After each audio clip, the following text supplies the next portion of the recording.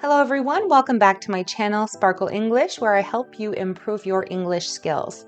Today is a lesson on how to use correct punctuation in compound sentences. First, let's talk about what is a compound sentence. Well, a compound sentence is made up of two or more independent clauses, and an independent clause is a complete sentence that can stand alone. For example, John and I went to the park and we played baseball. John and I went to the park is an independent clause.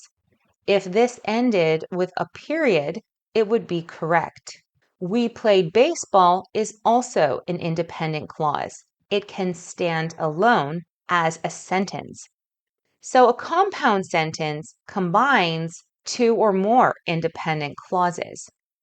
Another example, Tina wants to find a new job, but she is afraid of change. Once again, Tina wants to find a new job is an independent clause. It makes sense by itself. She is afraid of change also makes sense by itself.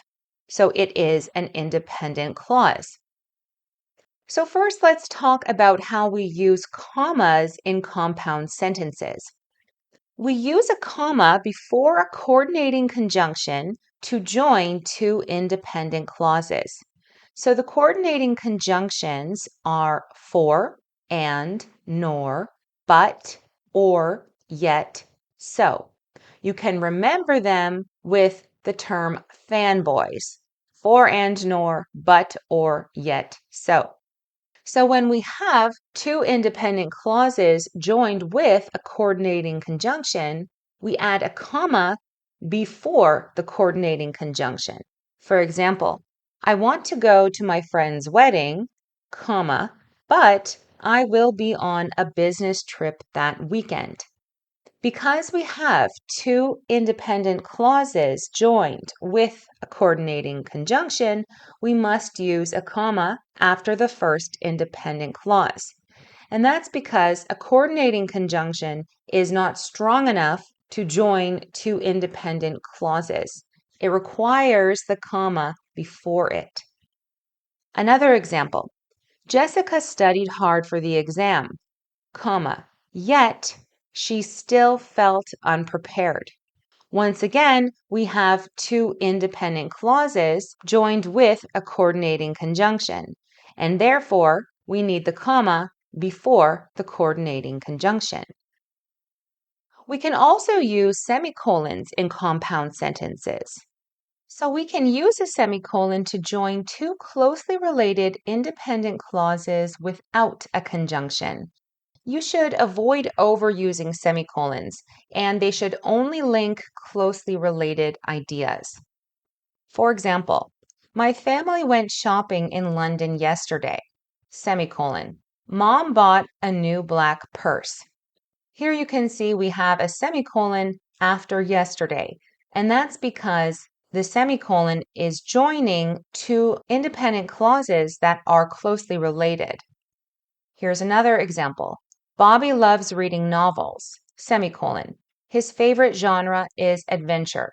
You can see that after the semicolon, his is not capitalized. And that's because we only capitalize proper nouns after a semicolon.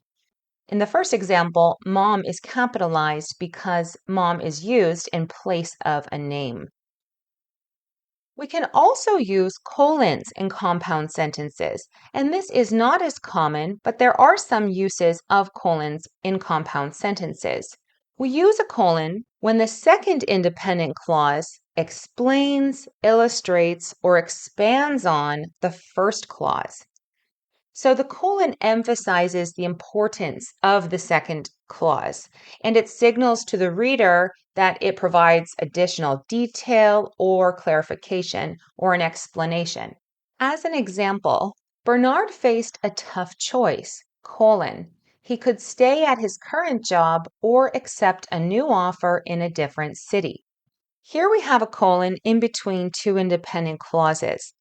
And a colon is used because it creates a sense of anticipation and it emphasizes the options that Bernard faces. and this helps make the choice seem more significant. The colon sets up the reader's expectation that what follows is going to explain further. Again, it's not as common to see a colon in a compound sentence like this one, but it is an option, especially when you want to generate more emphasis on the second clause.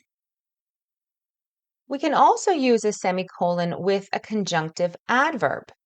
So we can use a semicolon with compound sentences by placing the semicolon before the conjunctive adverb and a comma after it.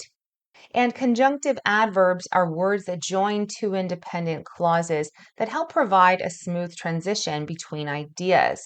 Some examples of conjunctive adverbs are however, therefore, nevertheless, meanwhile, etc. Here's an example. The meeting was supposed to start an hour ago, semicolon. However, comma, our manager is still stuck in traffic. Once again, we have two independent clauses joined by a semicolon and also a conjunctive adverb with a comma. We use different conjunctive adverbs for different purposes, and let me know if you want a lesson on conjunctive adverbs. Here's another example. Ben had a change of heart, semicolon. Therefore, comma, he decided to end his engagement with Vanessa. Once again, we have two independent clauses, and they are joined with a semicolon, a conjunctive adverb, and a comma. And you can see that the conjunctive adverbs are not capitalized after the semicolon. Okay, so now we're going to have a short quiz. There are 6 questions in total. You must add the correct punctuation to each sentence, following the rules you learned in this lesson. Let's begin. Number 1. We wanted to go to the beach, but it started raining. Number 2. Jesse loves playing video games, and Jeff loves reading books. Number 3. They wanted to visit the museum. Unfortunately, it was closed. Number 4. My English essay is due tomorrow. I have only written 1 paragraph. Number 5. Dave missed the train, so he had to walk to work. And finally, number 6. Bethany made up her mind she would pursue her dream of becoming a writer.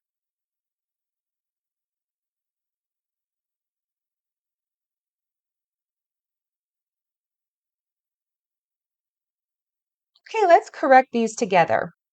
So in number 1, we must add a comma after beach before but. And that's because we use a comma before coordinating conjunctions when they join two independent clauses. We wanted to go to the beach is one independent clause. It started raining is another. So we need to add a comma before but since a coordinating conjunction is not strong enough as it is.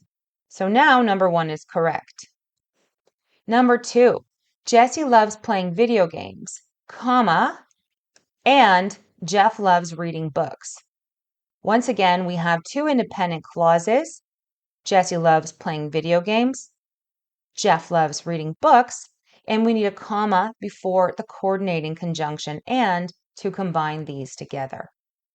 Now in number 3, we're going to add a semicolon after museum. They wanted to visit the museum, semicolon. Now remember there's a space after the semicolon. Then we have the conjunctive adverb unfortunately. So we're going to add a comma after unfortunately. And we're using the comma after unfortunately to set it off from the rest of the sentence. And now it's correct. So in number 4, we have my English essay is due tomorrow. I have only written 1 paragraph. Here we have two independent clauses that are merged together without correct punctuation. We could separate this into 2 sentences, but we're trying to add punctuation in compound sentences. Because these sentences are closely related, I'm going to add a semicolon after tomorrow, and of course, a space. We can keep I capitalized because I is a proper noun and is always capitalized. You could also remove the semicolon and add a comma plus a coordinating conjunction like and.